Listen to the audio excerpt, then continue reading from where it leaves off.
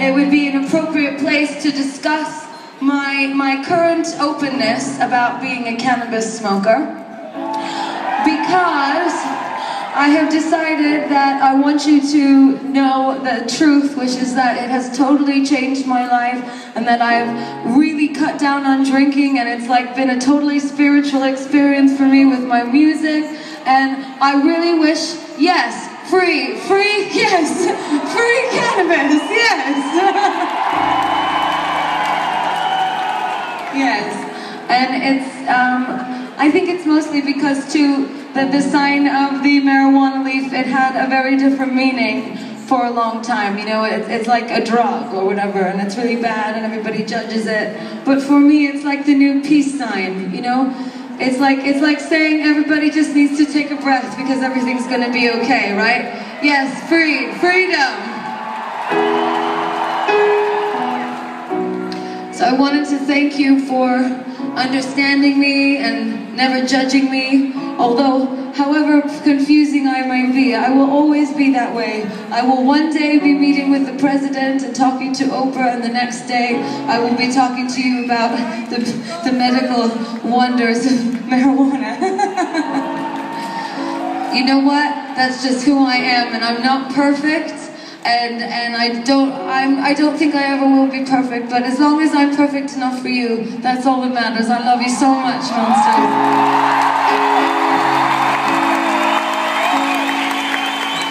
So, in honor of freedom, and in honor of my fans who are, you have a, what is this, freedom choreography tonight.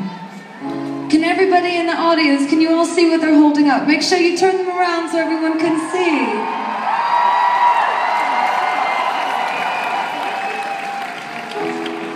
You know, it was just a couple of years ago that I wrote this song for the first time, and it was written about all the difficult times I had in high school.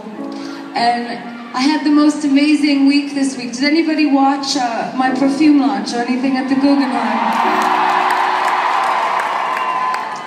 Well, what I did there was I got to do my first ever, like, pretty much real performance art. I mean, I would consider all my whole life to be performance art, but I guess my first piece that was considered to be a fine art piece, because I was allowed to do it in a museum. But the reason that I chose the Guggenheim Museum is because when I would get really sad in my school, which was 2 blocks away, because all the girls in my class would walk around the corner to smoke cigarettes, and I didn't smoke cigarettes because I'm a singer.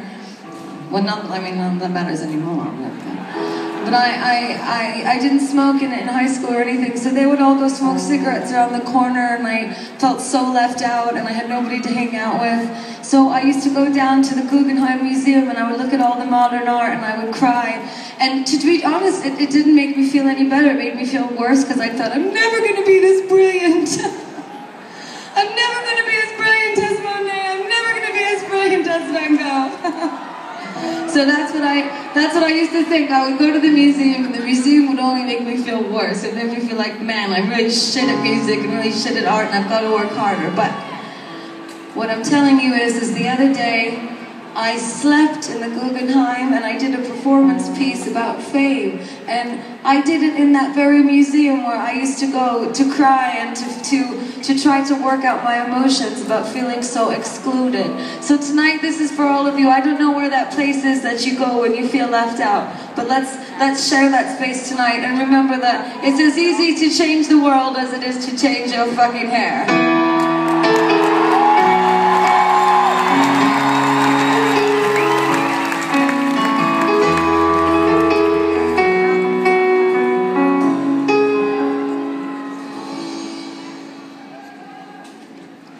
When I'm from dress cold, my parents put up a fight. And if I'm a hot shot, mama will cut my hair at night.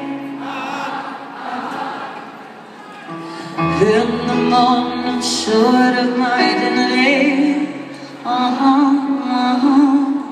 They scream, Mom and Dad, why can't I be who I wanna be?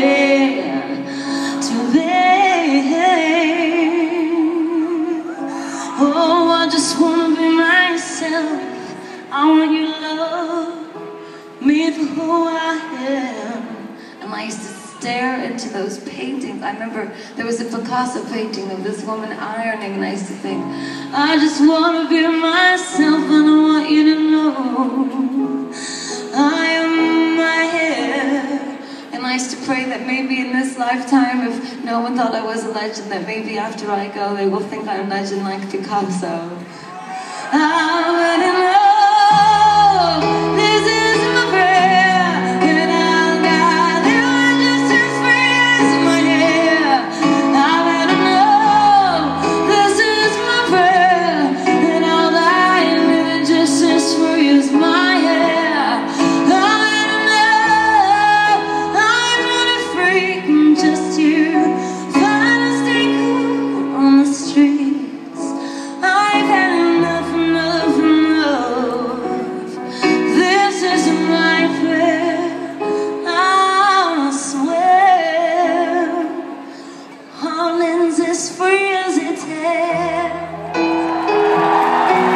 as free as your hair. I am my hair, oh my hair. So I used to have all those same moments that you have sometimes, and all my sweet fans, I see you always crying during this part of the show, and it really breaks my heart, but I know that we have a real connection, so that's all that really matters, right? That we have a real one.